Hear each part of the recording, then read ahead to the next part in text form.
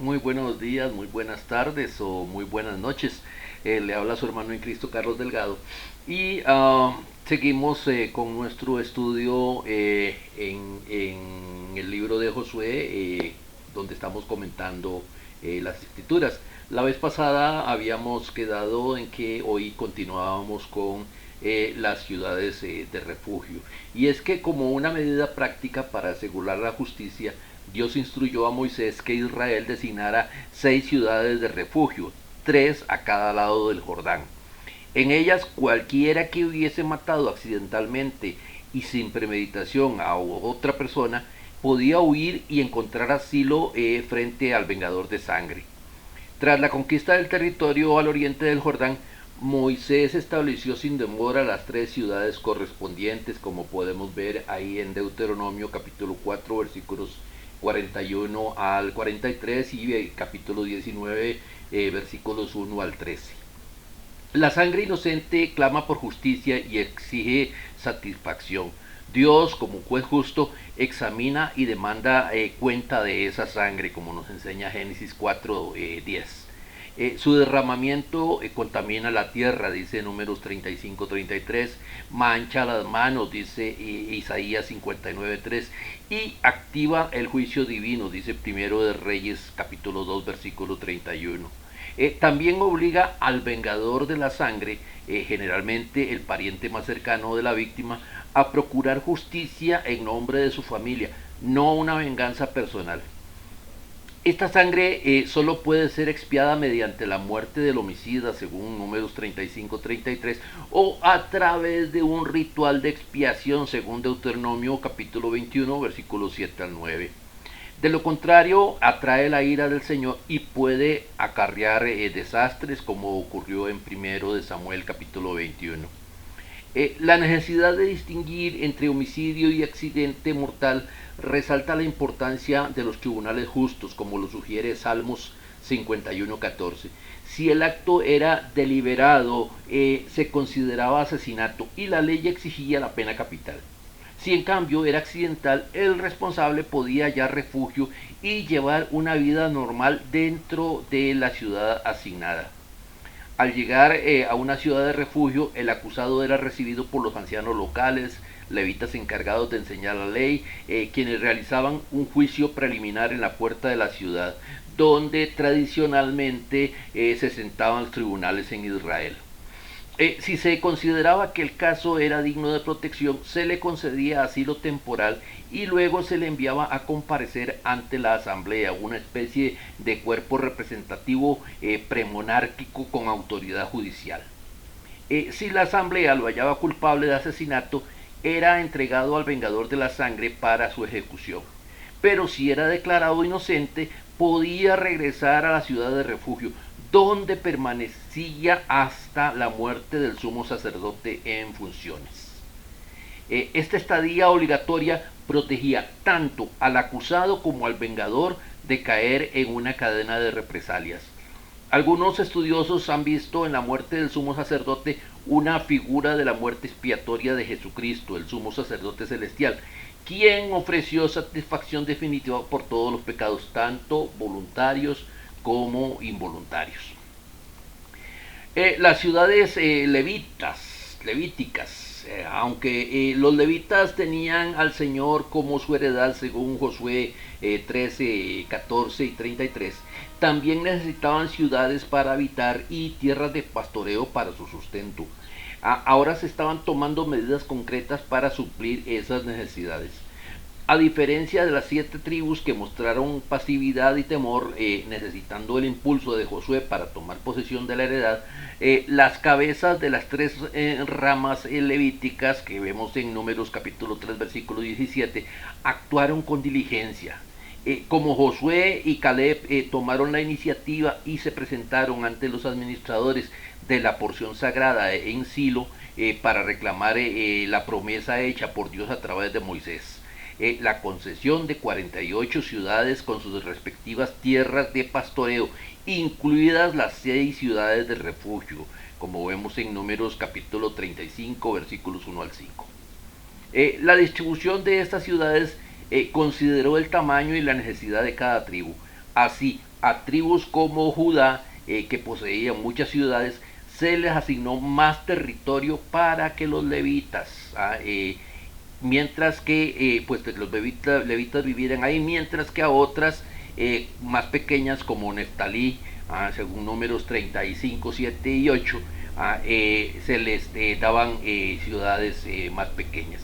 Los israelitas respondieron favorablemente a la petición de los levitas, cediéndoles ciudades dentro de su propia heredad.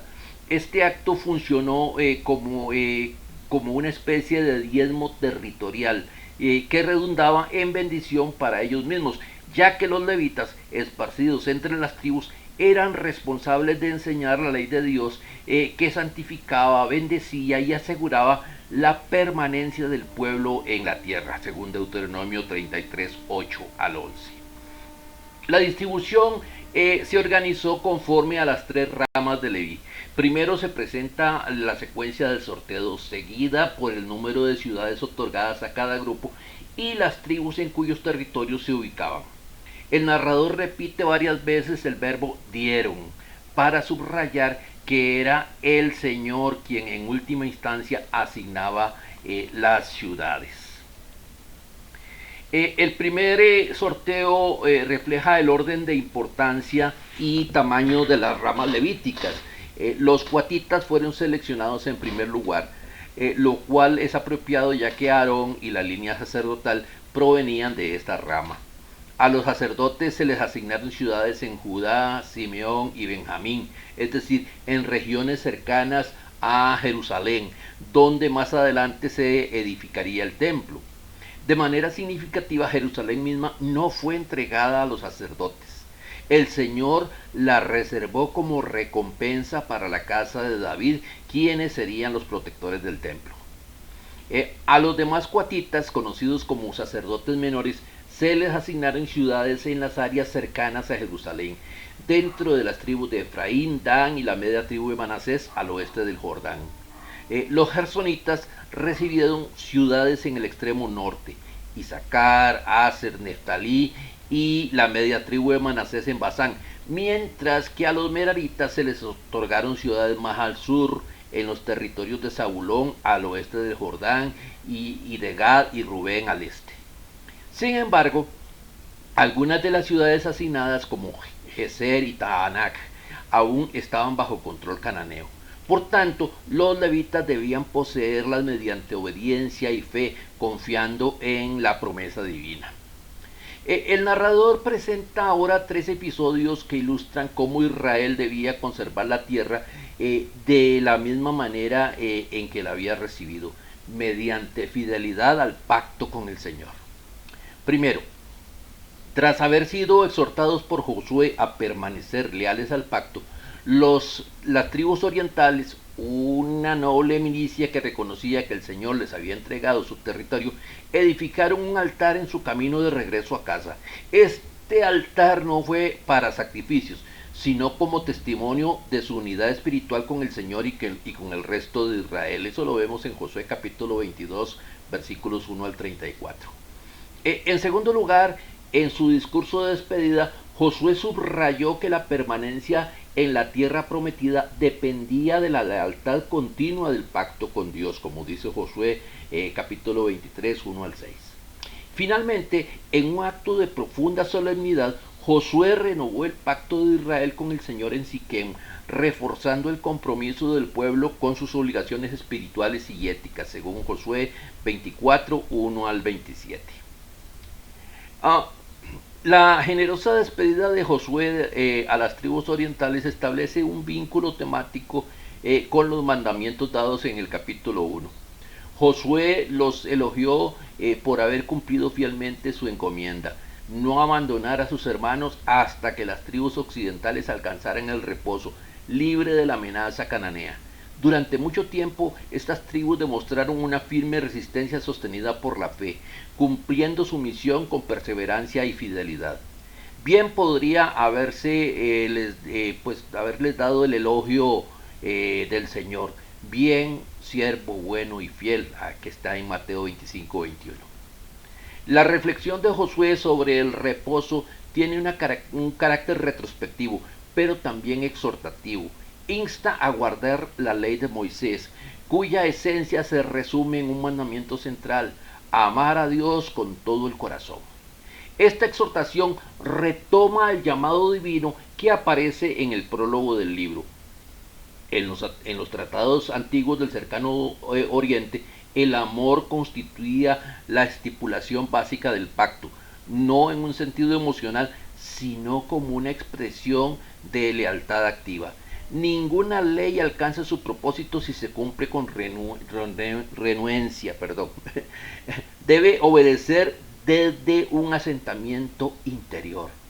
Las expresiones corazón y alma no designan ámbitos distintos de la vida, sino que juntas enfatizan una devoción absoluta e indivisible hacia Dios. Como un líder carismático, Josué actuó como mediador de la bendición de Dios sobre los guerreros de las tribus orientales.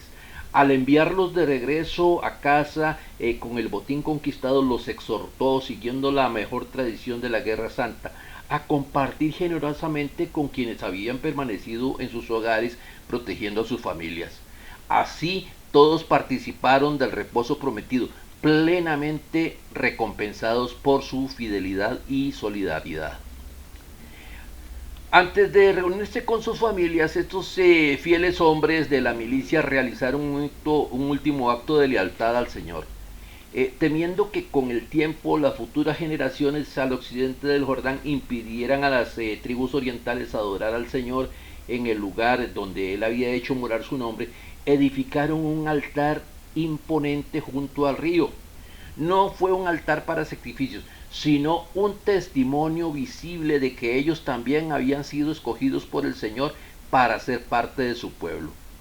Lamentablemente, este acto visionario y creativo de fe fue malinterpretado por las tribus occidentales, quienes lo vieron como la construcción de un altar rival al santuario del Señor. Sin embargo, no existía una ley, ya que ambas partes compartían la convicción basada en Deuteronomio 12, 4 al 14, de que la adoración debía realizarse únicamente en el santuario central establecido por Dios. El problema radicaba en una suposición errónea. Los occidentales pensaron que los orientales intentaban adorar según su propia voluntad, desviándose del mandato divino. La manera en que ambos grupos lograron reconciliar sus diferencias es un modelo valioso para nuestro tiempo. Su disposición al diálogo, su fidelidad común a la palabra de Dios y su voluntad de creer en las buenas intenciones del otro nos ofrecen principios saludables para resolver nuestras propias diferencias doctrinales con gracia, respeto y verdad.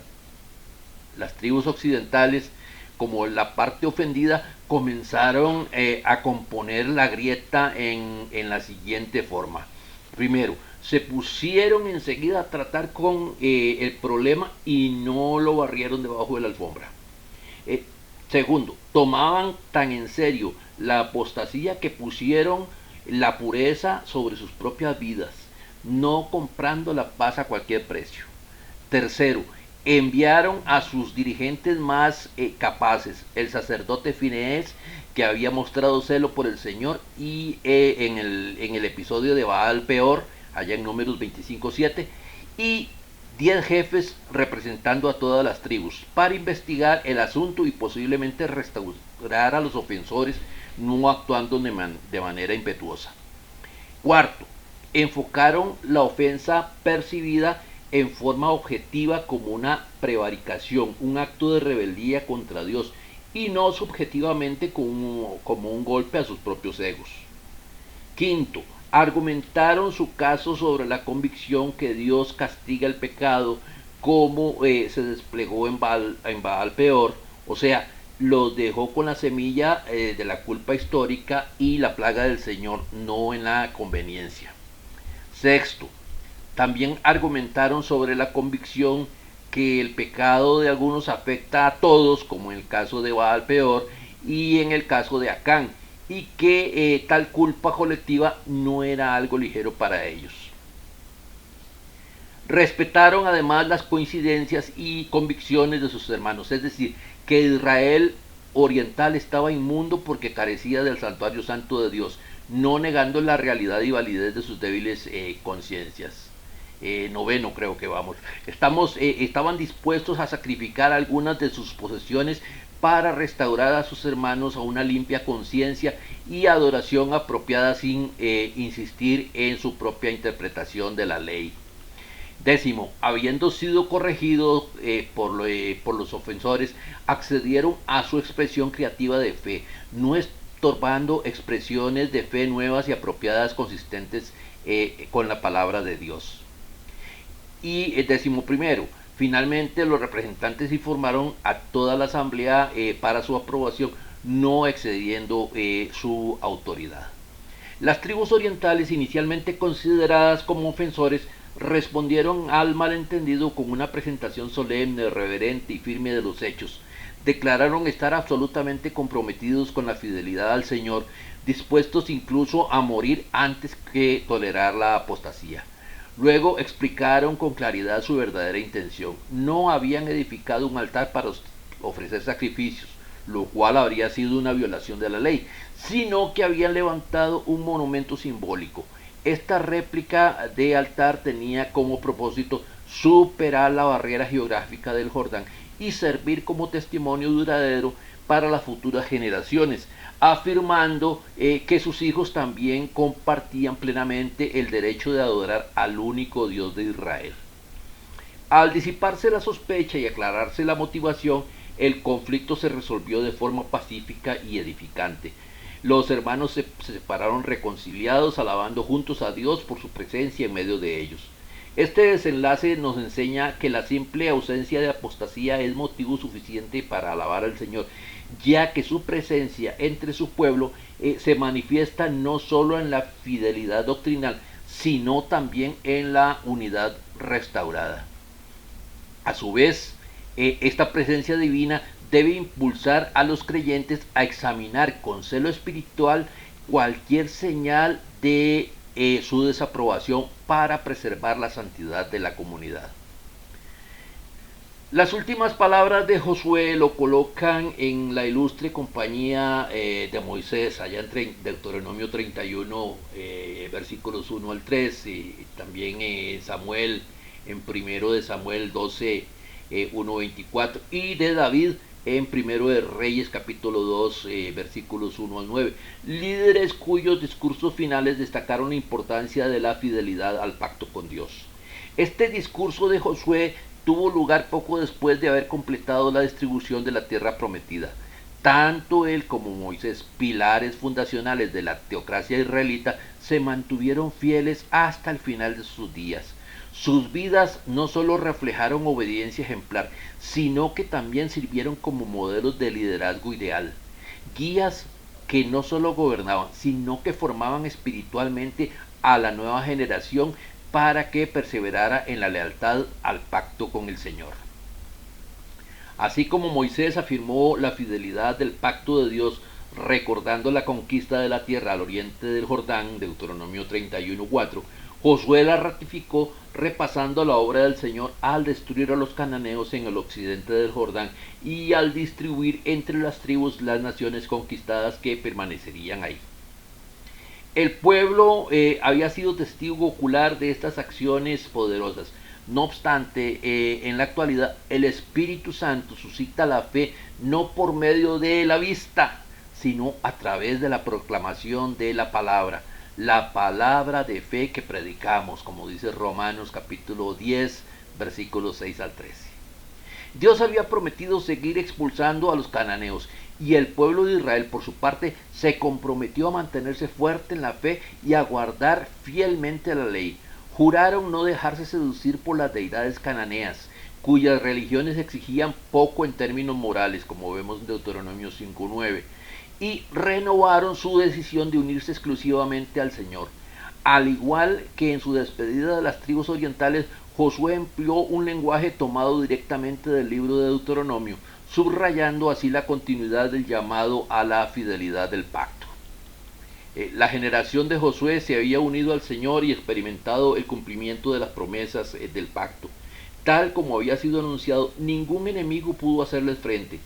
En este punto se puede percibir el marco teológico que el narrador aplica a los hechos. Repasa las victorias de Israel obtenidas por la fe sobre naciones grandes y poderosas, omitiendo deliberadamente los fracasos derivados de la incredulidad. Esta experiencia positiva y palpable del poder y la fidelidad de Dios era por sí sola una razón suficiente para amar al Señor con todo el corazón. El antiguo pacto de Israel incluía tanto promesas de bendición por su fidelidad como advertencias del severo castigo por su transgresión, como podemos ver en el capítulo 26 de Levítico y en el capítulo 28 de Deuteronomio.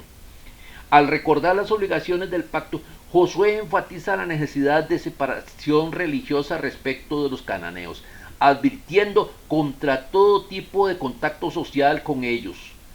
Dicha prevención se basa en la convicción de que su corrupción ética y religiosa era contagiosa y traería sobre Israel la misma ira divina que había caído sobre esas naciones, como dice Deuteronomio capítulo 7, versículos 2 al 4. Si Israel se aliaba con esos pueblos, ellos mismos serían el instrumento de Dios para aplicar las maldiciones del pacto sobre su pueblo infiel. En la batalla entre el reino de Dios y los reinos de este mundo no hay espacio para ser neutros.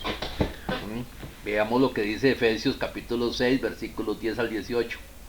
Uno debe prevalecer. El que no está con Cristo está contra él, dice Mateo 12:30.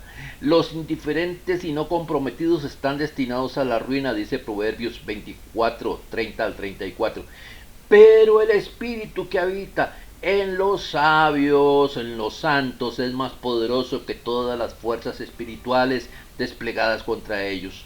Aquellos que profesan estar en pacto con Dios deben perseverar en la fe si desean permanecer en la tierra de bendición, como dice Primero de Reyes capítulo 17 versículos 7 y 8, como lo demuestra con amarga claridad la historia de Israel.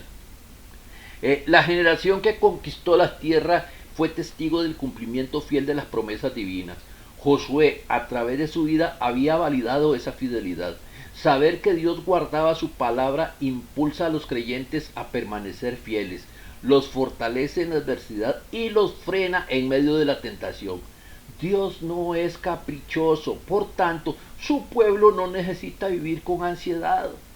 Él habla con claridad, sus promesas inspiran amor y sus advertencias despiertan el fervor reverente. Formó a Israel como una gran nación en una tierra buena para santificarla mediante su ley. Pero si su pueblo fracasa en su misión, él mismo traerá juicio sobre este pueblo, como dice Marcos capítulo 12, versículos 1 al 12. Bien, mi querido amigo, mi querido hermano, hoy vamos a terminar acá.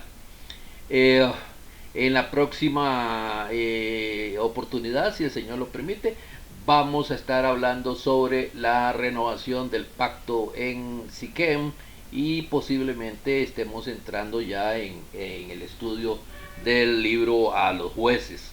Recuerde que los domingos a las 9 de la mañana estamos reunidos en el edificio de la Iglesia de Cristo en Heredia, que se encuentra diagonal al Liceo Manuel Benavides, ahí cerquita del hospital, donde pasa la avenida 16 y termina la calle 16. Ahí en la pura esquina estamos nosotros glorificando al Señor todos los domingos a las 9 de la mañana. Y quisiéramos, si usted tiene la oportunidad, que nos visite y nos regocijamos juntos y nos tomamos un cafecito, nos damos un abrazo y estudiamos la palabra de Dios. Que el Señor nos continúe bendiciendo siempre.